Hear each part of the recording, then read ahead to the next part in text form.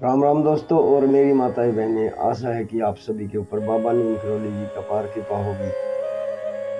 आपके घर में सभी कुशल मंगल हो, यही मैं अर्जी लगाता हूँ प्रभु की शरण में। मेरे सर्वप्रथम पूज्य गणेश भगवान जी, मेरे श्री राम प्रभु, मेरी सीता मैया, मेरे हनुमान बजरंग बली जी, मेरे बाबा नीम करोली जी, मेरा जो भी भाई मेरी माताएं बहनें आपकी ये महिमा सुन रहे हैं, उनके ऊपर तुरंत कृपा करो मेरे भगवान।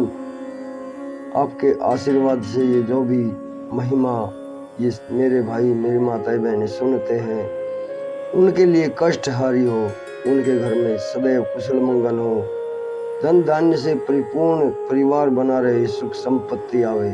जय बाबा नीम करोली महाराज की। दोस्तों और मेरी माताएं बहनें, आज मैं आपको एक अद्भुत ज्ञान है हमारे शास्त्रों का, जिसमें बताया गया है कि हम भक्ति कैसे कर सकते हैं और भगवान हमसे क्या चाहते हैं। ये छोटे से प्रकरण में लिख दिया है और मैं आपको सुनाता हूँ, पूरा सुने और आगे भी शेयर करें, क्योंकि मैं तो मूड पापी अज्ञानी हूँ। जो कुछ भी मुझे ज्ञान की बात मिल जाती है आपको पढ़कर सुना देता हूँ। जय श्री राम, जय बाबा नीम करोली महाराज।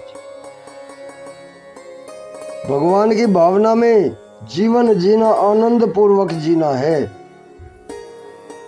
प्रभु भावना का नाम भगवत प्रेम है। इस प्रकार भगवान भक्त का भाव देखते हैं। भक्ति में भाव प्रदान होता है। भगवान सत है, उनसे संबंध रखने वाली भावना भक्ति भी सत है। श्रीमद् भागवत गीता में भगवान श्री कृष्ण ने अपने भक्त उद्धव जी से कहा है, प्रिय उद्धव, जो सब ओर से निरपेक्ष बेपरवाह हो गया है और जिसने शरीर एवं समस्त संसार का चिंतन छोड़ दिया है एवं जिसने मुझको जानकर अपने अंतःकरण को सब प्रकार से मुझ में ही लगा दिया है, परमानंद स्वरूप में उसकी आत्मा के रूप में स्फुरित होने लगता हूँ। जो मनुष्य निरंतर विषय चिंतन करता है उसका चित्त विषयों में फंस जाता है, और जो मेरा स्मरण करता है उसका चित्त मुझ में तल्लीन हो जाता है। इसलिए हे उद्धव, दूसरे सभी साधनों को छोड़कर मेरी एक भक्ति की साधना करो। भक्ति की साधना कितनी सुगम है। भगवान का नाम लेने में ना तो कोई बंधन है, ना ही उसका कोई नियम है और ना ही किसी प्रकार की बाधा है। भजन की सर्वश्रेष्ठता बताने के लिए श्री रामचरितमानस में अनेक दृष्टांत दिए गए हैं, लेकिन विचार कर देखा जाए तो भजन की महिमा पूर्ण रूप से कोई नहीं बता सकता। भजन ही मानव जीवन को पूर्ण रूप से सफल बना सकता है। इसकी तुलना किसी से करना उचित नहीं है। फिर भी भगवान की ओर मुड़ने के लिए संत अनेक उपाय करते हैं। संत ही मनुष्य को भजन और भक्ति की ओर लगाते हैं। इस संदर्भ में यही भाव श्रीमद् भागवत गीता में बताते हुए कहा गया है, जैसे भोजन करने वाले को प्रत्येक ग्रास के साथ तुष्टि, पुष्टि तथा क्षुधा निवृत्ति तीनों की प्राप्ति होती है, वैसे ही जो मनुष्य भगवान की शरण लेकर उनका भजन करता है, उसे भजन के प्रत्येक अक्षरों में भगवान के प्रति प्रेम है। अपने प्रभु के स्वरूप का अनुभव और संसार के सभी विषयों से वैराग्य तीनों की प्राप्ति होती है। जिस प्रकार भोजन शरीर के लिए आवश्यक है, उसी प्रकार अपने कल्याण के लिए भजन आवश्यक है। भजन करने से ही आत्मा और परमात्मा का शाश्वत ज्ञान होता है।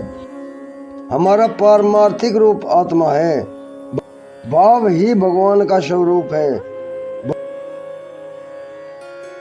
भगवान के भाव राज्य में रहने पर मनुष्य को किसी प्रकार का कोई कष्ट नहीं होता।